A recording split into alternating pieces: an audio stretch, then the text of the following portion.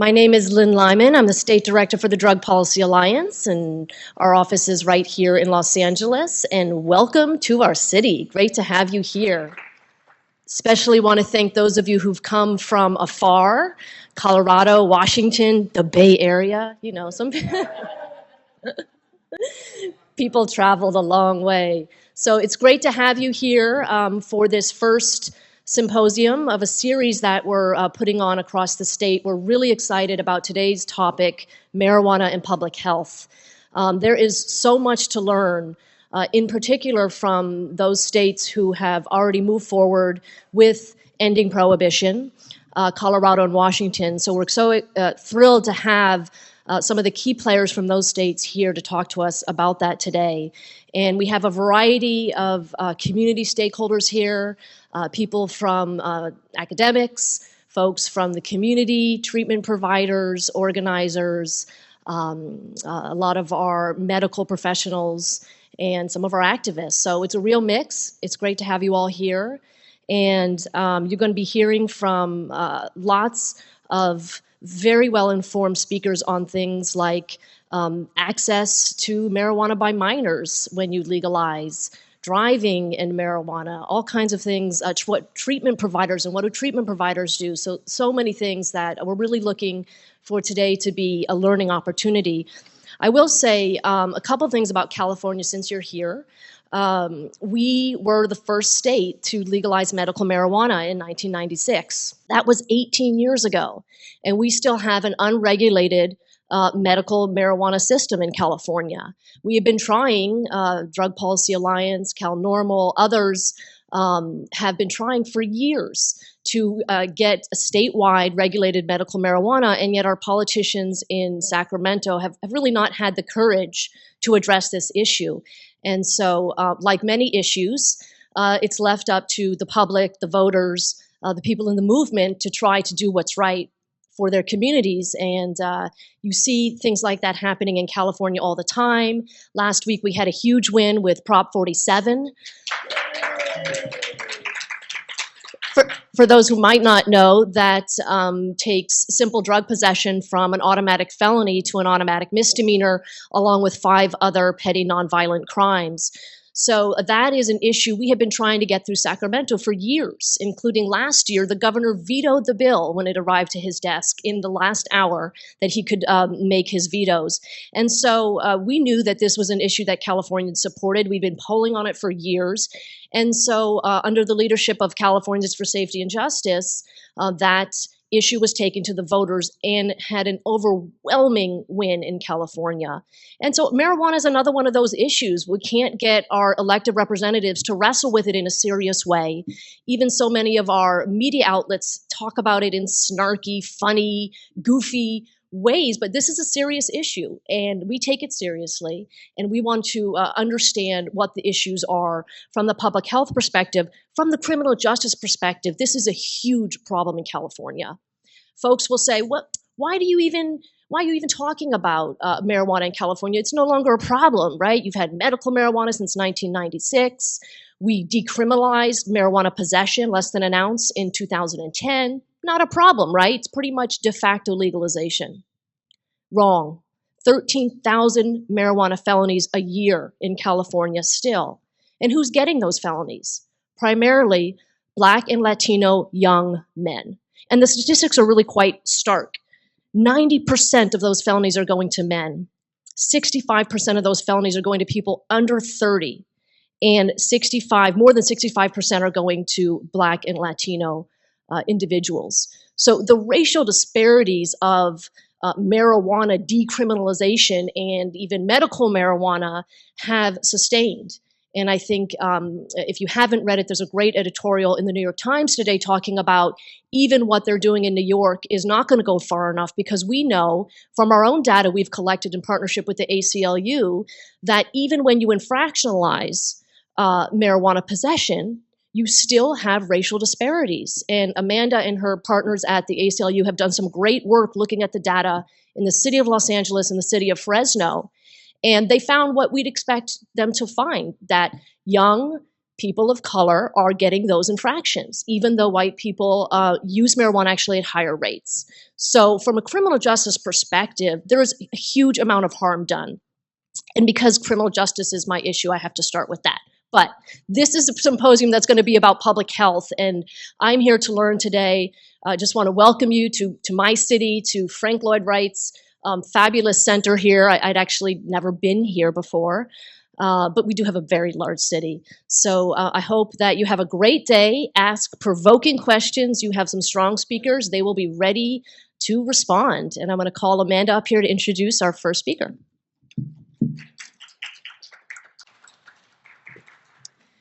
Thank you, Lynn. So I'm Amanda Ryman. I am the manager of the Marijuana Law and Policy Unit for the Drug Policy Alliance, and I want to welcome you here today and just to tell you a little bit about why we wanted to have this symposium. We wanted to be able to open up this conversation in more of an academic and objective setting.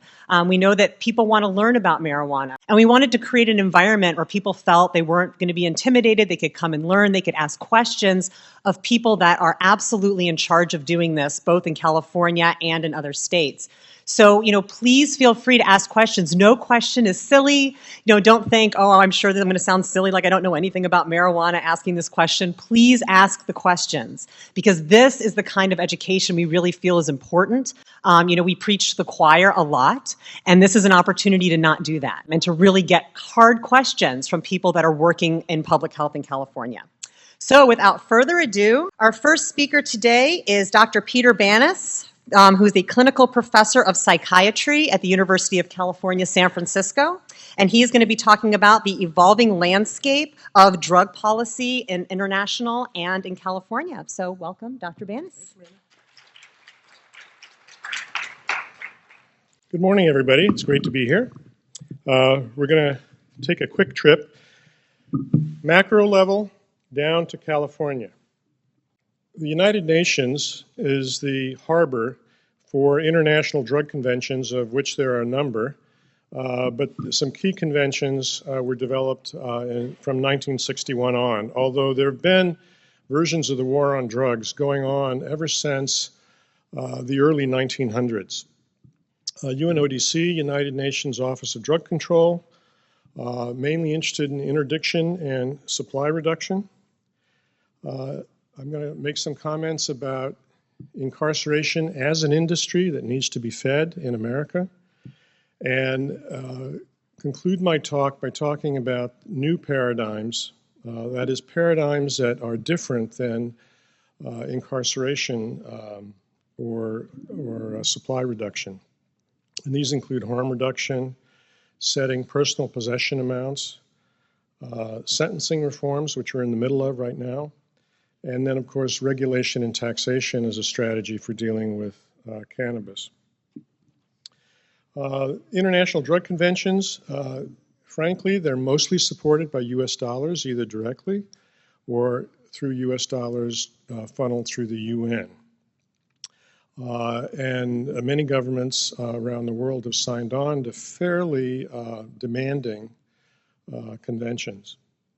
However, there are new conceptual models coming out of Latin America, South America, and Europe, and they're creating what some have called soft defections or hard defections from these international conventions. 1961 created the Schedule I to Schedule IV system that is familiar to anybody in the healthcare industry. 71, they reworked this a little bit, but again, it's a scheduling system for prescription drugs.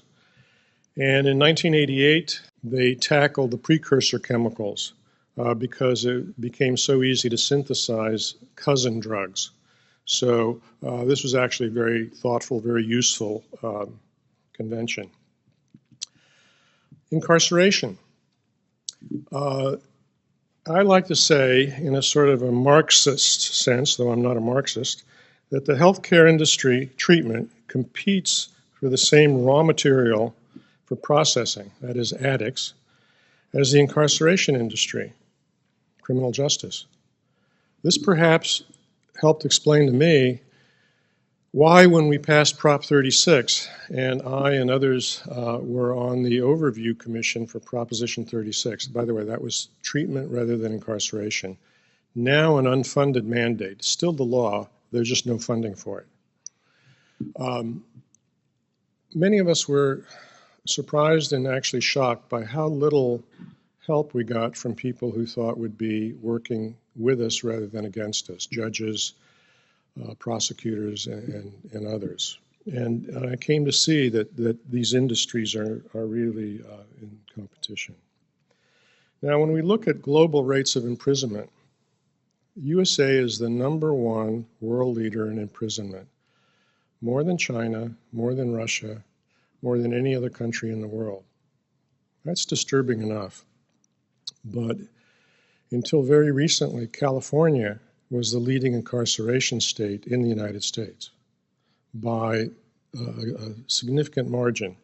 Last 2 years, with the reforms underway in both the prison system and in sentencing, I think we've lost our #1 spot. Somebody probably knows that data now, but the old data was that California was the leader in America.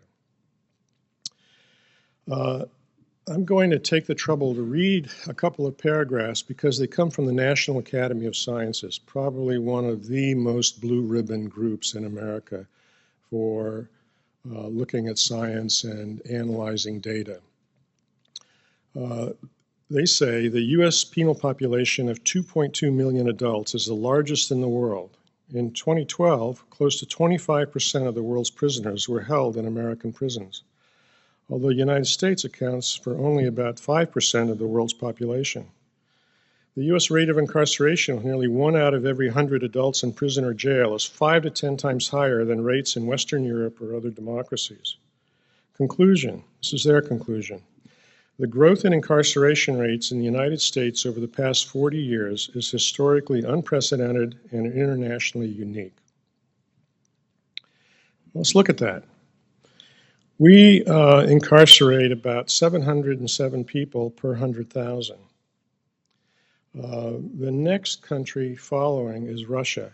But let's look at countries that we think of as our cousins. United Kingdom, 148, about a fifth. Our neighbor, Canada, 118. Huge difference, even on the same continent. If you look at the lifetime risk of imprisonment, it's safest to be a white woman, and it's least safe to be a black man. And there are rates for all of that in between. And it's not the subject of my talk to talk about these disparities, but they are severe. Here is the growth. That's why I call it a growth industry in the incarcerated population of America. Between 1980 and 2010, we had this massive rise to about 2.2, 2.3 million people in some form of jail or prison, and about double that number in some form of parole, probation, or supervision. In other words, we had about 7 or so million people in the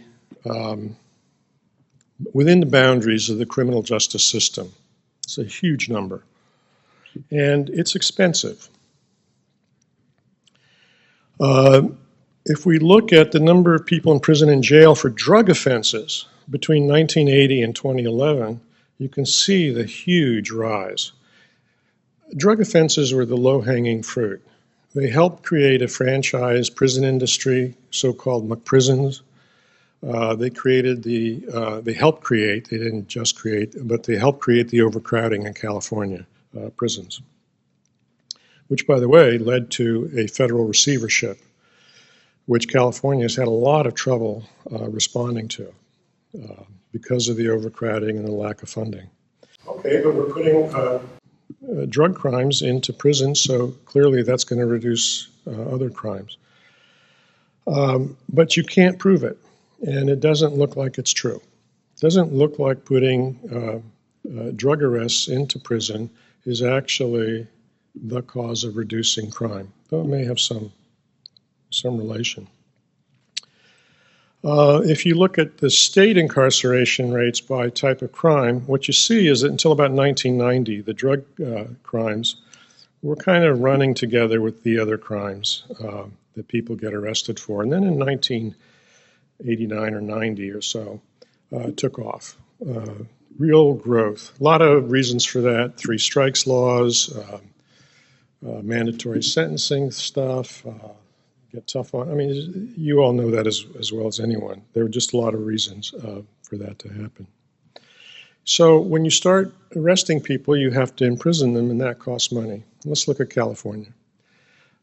For this year, the cost per inmate per year is $60,000. This is on a par with Stanford University. So you can have somebody in prison for a year, or you can have them at Stanford, roughly the same per year cost.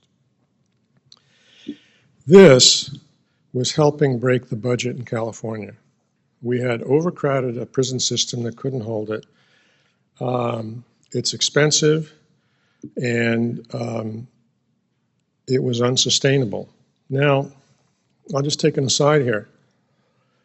If I were to predict when a state like California would make dramatic changes in policy, I would say when it's rich and flush, when it has resources to spend on new initiatives. In fact, the opposite has happened. The state began to look at new initiatives when it was starting to go bankrupt, when it ran out of money, when it couldn't pay for all these things. That's when it began to get serious. And that caught me by surprise. Back to the National Academy of Sciences. Let's not read it all, but let's just read the last one. The increase in incarceration may have caused a decrease in crime, but the magnitude of the reduction is highly uncertain, and the results of most studies suggest it was unlikely to have been large. In other words, be careful lest you think that every drug crime in prison is the reason why we're reducing overall crime, because crime is going down, and it's far from clear what that's all about. Also, the incremental deterrent effect of increases in lengthy prison sentences is modest at best, and it is an inefficient approach to preventing crime by incapacitation. Let's focus down to California. California has been reducing its prison population out of necessity from about 2010. A little bit of decline in the rest of the country, but California is now leading most other states in reducing the number of people in prison. Now the paradox. We have fewer people in prison and less crime. In other words, more of these people are on the streets, but we have less crime. And this isn't the only state that this is true in. The data in the paper I'm pulling this from is about New York and New Jersey and California. And recently we have Prop 47, which changes, somebody will have to explain this later, some kind of minor drug possession into a misdemeanor. And I hope we can talk more about that, because I'm particularly concerned about kids who in any future cannabis initiative, it'll be illegal for kids. So we'll have to talk about what that means in the context of a state that has already made an ounce or less a misdemeanor.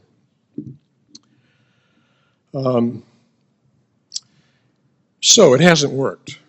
We are not going to incarcerate our way out of drug use. And there's another factor, and it's economic. That's what I call the unvanquishable economics of drug production, well written up by economists. They look at this in a completely different way. They're not studying addiction at all.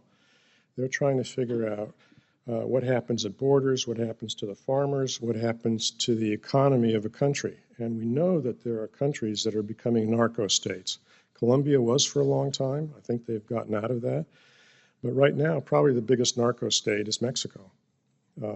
Huge violence, huge trafficking, huge social disruption, and enormous corruption.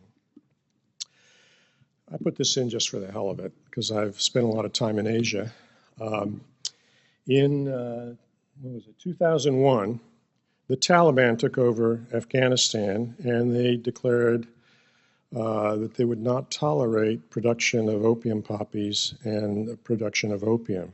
They virtually wiped out opium production in Afghanistan, virtually wiped it out. Now, Taliban version 2, you can see on the right-hand side that cultivation is way up, eradication is virtually non-existent. What do? They tax it. They see two benefits. They tax it, so it's an income stream for the Taliban, and they see it as a weapon against the West, that exporting opium and heroin is a weapon to destroy their Western enemies. So from their point of view, they've changed their policy. You could say they've gone to a Taliban version of tax and regulate. Why doesn't burning crops work? It's because it's so cheap at the farm level. The markup on drugs, whether it's cocaine or marijuana, is so huge at so many steps along the way. You can double, triple, quadruple. You can massively increase the cost of producing it at the ground level. And the economists will tell you that it doesn't change the street price in Los Angeles by very much. It just isn't going to stop. I was talking this morning about my addiction of choice, which is coffee. And I'll just point out that the markup is 635% from the farm to my coffee cup. But that doesn't compare with the markups on heroin and cocaine. They're in the thousands, so they're huge. This is just another slide to show that what might cost $900 in Afghanistan back in 2009 will sell for $239,000 in United Kingdom. Again, just another version of the markup. Real prices, all this time that we have the war on drugs, they're falling. Prices don't fall when supply is constrained. Prices fall when there's an excess supply. We know that there's an excess supply and falling prices in real terms. So, why are people newly interested in tax and regulate cannabis? Well, it's particularly interesting when you have a state in financial trouble, because now you're looking at what people have called the tax gap between cost of production, which, by the way, is hugely lower when you do it in a legal environment. And that leaves this tax gap that people at Rand Institute and elsewhere are studying to see what just the right amount of tax is. You tax it too much, you drive stuff underground. You don't tax it enough, you leave money on the table that the state could collect as revenue. And just how much is under debate. All right, next issue, I think, is to think about who's being harmed. Is it society as a whole, or is it the user? And in America, there's a long tradition of more or less letting people harm themselves in their preferred ways, although there's lots of things we don't permit people to do. We have quarantines for illnesses and so forth. But drugs have been a moral issue, and they've been legally enforced. So we have a moral issue for persons that's been legally enforced. But we have harms to society also. So let's see what people have done to think about that. This is Dr. David Nutt's panel reported in Lancet a number of years ago. They took experts in drug abuse and addiction, and they had them rank 20 or more drugs in terms of this expert group's view of how dangerous they were to self versus how dangerous they were to society. And in their particular ranking, cannabis products ended up kind of in the middle. But with almost equal harms to others as to self. I'm not quite sure how they got there. But the point here is that there are people thinking in many countries about, is there a difference between a soft drug and a hard drug? And if so, what is that difference? Is that difference the danger to the person, or is that the danger to society? In any case, what's happening is that previously unregulated markets for things like alcohol and tobacco are getting more regulated over the years, and that previously unregulated markets for things like cannabis are starting to get regulated. So there's a kind of a coming to the middle, to some kind of middle road of strict legal regulation. Even so, in 2011, 82% of arrests for drugs were for possession, not for sale or manufacture. This is, in my opinion, the wrong balance. We should be looking at trafficking and distribution. Various countries have set personal possession amounts. A few months ago I was looking into this, and what I found, I'll just tell you, is that they vary all over the map. The only thing that's consistent is that most countries, is for whatever reason, decided that 1 gram of heroin seems to be an okay personal possession amount. Marijuana, personal possession amounts vary wildly from not just the amount, but how many plants and so forth. But probably the most consistent thing I could find was the idea of 3 to 5 days worth of drug on your possession is considered personal. But again, there's a state in Australia that allows you to have a lot more days. So my view of cannabis, I have 2 views of it. One is as a doctor, and you'll hear about that at the end of my talk. But the other view is that I think it's a stalking horse for these other issues, for other issues having to do with disappointment in the war on drugs, issues having to do with sentencing, personal possession, who's being harmed, and so forth. And it's the basis for both the soft and hard defections from these international conventions, and for, frankly, outlaw international and domestic drug policy reforms. The legalization in Colorado, Washington, Oregon, Alaska, and now DC is only proceeding because the Fed, under the President Attorney General, has decided to take what has been called a Brandeisian solution. Brandeis for Louis Brandeis, a former Supreme Court justice. And Brandeis, somewhere along the way, talked about states being permitted to do experiments that might change law or public policy. But this is very much, how to put it, at the permission of the Fed, because these places contravene federal law. They're outlaws. Western outlaws. In cannabis history, we've always had demonization versus evidence. Guess who wins?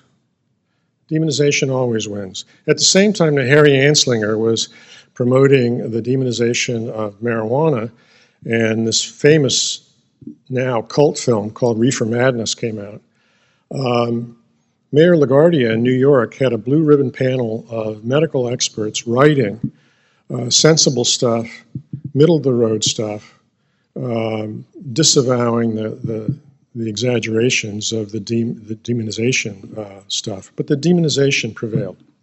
So, world cannabis use. Guess who's number 1? We are.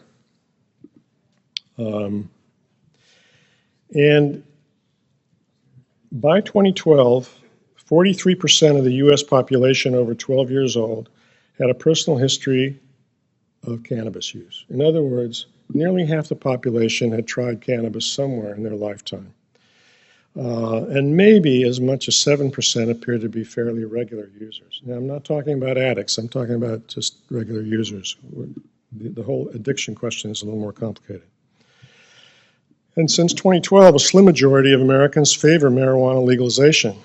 58% last year. It's dropped to 51% this year. Western states support it more than Eastern. Conservatives oppose it. Republicans oppose. Democrats tend to support. So it shakes out in a lot of different ways, but there's more support in the West, and there's more support among liberals. In July, the New York Times, the famous gray lady of newspapers, came out with a series of articles calling for the repeal of prohibition at the federal level of marijuana. And they wrote a series of pieces in the New York Times that came out over succeeding weeks. Well, we've had soft defections ever since 1961. We've had countries and panels and experts opining about various kinds of drugs and how to have sensible international conventions. For the most part, they were not listened to. These simply did not impact on international conventions, and certainly not on U.S. policy. Then we began to have hard defections. Then we began to have people in various places doing things that violated the international conventions for sure, and in some cases required adjustments in their own laws and in their own policies. And Uruguay is, as a nation state, probably the most interesting to watch at this moment because they're headed towards legalization, although there are now counterforces looking to stop that dead in its tracks. So we'll see where that goes. There are lots of ways to regulate cannabis. This is not a talk about that, but there are lots of ways. Spain has cannabis clubs. Other places allow a lot of personal grow plants. Some places want it to come through other kinds of channels. As I said, there are a lot of ways. These are experiments in progress.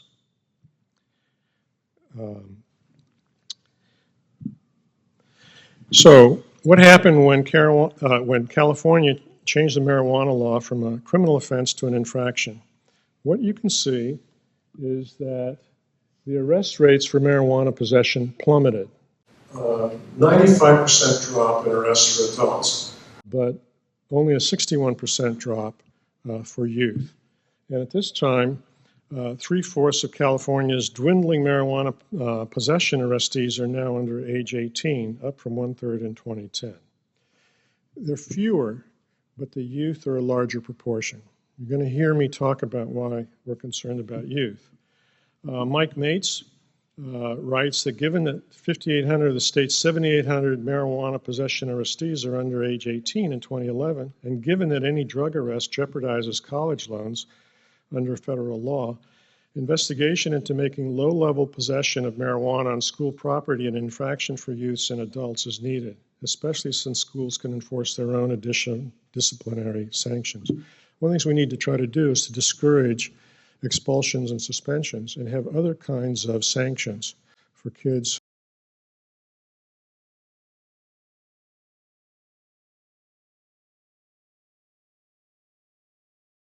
Marijuana and cigarettes. You know why? Cigarettes are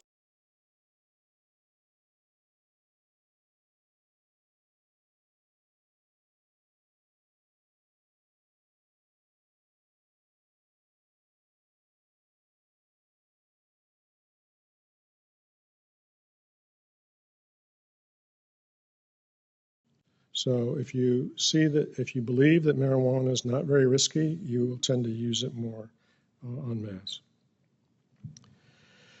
However, it's important to say that safer is not the same as safe. Marijuana may be safer than some other things, but it's not precisely true to say that it's safe. Kids have brain maturation going on into their mid-20s. We now have, I think, incontrovertible evidence that marijuana either transiently or in some cases in a very long-term way produces cognitive dysfunctions. There's some debate about how much and how long and what the mechanisms are, but the fact is that there's a vulnerable period during the educational years when kids are showing cognitive impact from chronic marijuana use. And I think we need to separate that too from occasional users. The numbers you hear quoted over and over are 9% lifetime risk for adults, 17% for early onset adolescents. This is an overestimate, folks. This is lifetime. This means if you ever had the problem, even if you only had it from 16 to 18. The more meaningful numbers are the numbers of people who end up with marijuana dependence of some kind, problematic use, okay? There's a continuum of that too. And the best studies are out of Australia and New Zealand because they're prospective and they're following kids now for 38 years from birth. And what John Horwood, I was in touch with this researcher in Christchurch.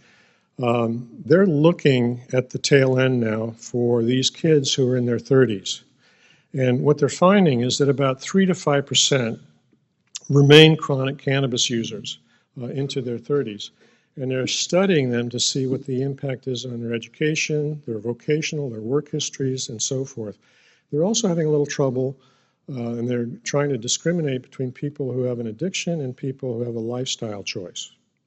So the numbers are, they're low, but they're not nothing. The Christchurch cohort of almost 700 kids shows that early onset of use produces higher rates of lifetime cannabis dependence at any given assessment age. But the 12-month prevalence rates are the most important because that says this year. You got a problem this year, no matter what age you are, you start looking at that. So I think this is a better marker of problematic and even addictive use. And they say, in general, these rates tend to peak around age 21 or 25, followed by a fall at age 30. England liberalized its cannabis laws, and then when research about psychosis came out, they toughened them up again. Why? Because they see a cannabis link to unroofing some kind of psychosis. It's unlikely that it is producing schizophrenia. It may be releasing it early. It may be making it worse. And in some cases, it may be what people who are beginning to have a thought disorder turn to try to quiet it down. That's unsettled. But schizophrenia is such a low proportion of the population, under 1%, that this is not the issue. The issue is what Dr. Cermak and I wrote about in what we called Youth First, which is that we believe that the cognitive learning impacts are where the vulnerability lies. You don't need to talk about dependence. You don't need to talk about addiction. You just have to talk about, is it bad enough to interfere with staying on the rails for a career or for your education? And for lots of kids, they can do both. And for some kids, they cannot do both. And talk to any kid in a high school, and they know who the dopers are. They call them dopers because they mean the pun. They mean they're dopey, and they know who they are. So we have proposed that any future legislation or an initiative in California incorporate school-based interventions. In other words, school assistance programs. And that these would not be part of the criminal justice system. So these would not be criminalizing them. We'd like to see tax revenue sequestered for youth purposes before it goes to building bridges or astroturf on the soccer fields. The law needs to be considered, and I hope we talk about this today. There's a whole range from a police officer making a referral to some form of leverage without any record, to a sanction of some kind, fix-it ticket, to an infraction, misdemeanor, up to a felony. And it's not clear to me what happens in California in a misdemeanor culture, and an initiative comes along and says anybody under 21 cannot, possession of marijuana is illegal. What does that do? Is it still a misdemeanor for them? Are they punished? Are they recorded? I hope we talk about that. So I think we have to deal with it. So just 2 more slides. My point today is that those of us who hope to influence initiative writers have a duty to have informed opinions. We really need to look at the evidence and not our wishful thinking. First, it is a stalking horse for bigger issues, and some of those issues are coming right along in California. In fact, we're leading on some of them, like sentencing reform. Key issues that we've got to look at is the damage that can be done by an arrest, for example, to your ability to get a scholarship. We need to look at skewed prosecutions. We need to look at what is still a current overemphasis on the end user rather than drug producers or traffickers. Now, I'll just take a second to tell you this story. When I was on the Prop 36 Commission, I'm having lunch with a police, with a narc, with a state narc in Sacramento, and we're sitting in the hamburger joint in Sacramento, and I say to him, why are you guys spending so much time busting kids for pot when the state's overrun with heroin and methamphetamine? And he looks around to make sure that none of his colleagues are listening, and he says, well, Peter, they don't shoot back.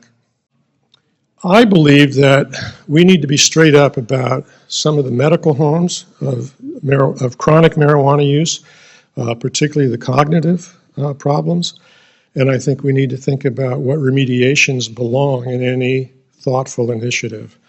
I don't think this is gumdrops. At the same time, it's not rat poison. You know, we've got to be kind of in the middle, you know, and talk to parents in particular in a truthful rather than a propagandistic way.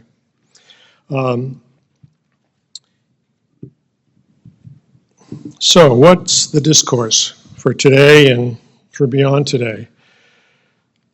We have to see that the criminal justice model is not necessarily a partner with the public health model. It can be, it should be, it is in some places, but in many cases they're simply competing for raw material and don't speak the same language. We really do need to look at the relative harms. Who's being harmed? Is it the community? Is it the person? Who's being harmed? And how serious is that? Can we make a distinction between hard and soft drugs? The Dutch have. The Dutch clearly consider marijuana a soft drug. They want it in a completely separate market from hard drugs. They don't want the same distributors dealing with them.